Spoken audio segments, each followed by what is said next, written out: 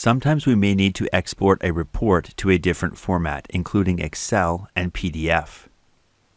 We can do this easily from QuickBooks.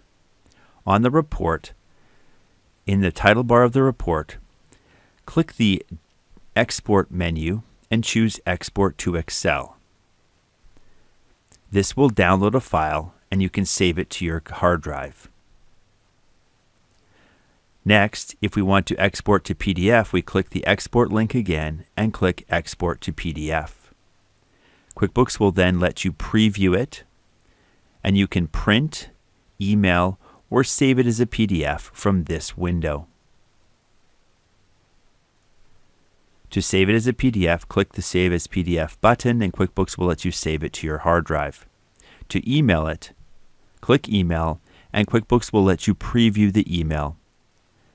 Enter the to and the CC fields and any other details on the email before sending. And finally, if you want to print, you can click the print icon and QuickBooks will print the report for you. Use any of the export functions to transfer the report to another format or print or email as needed.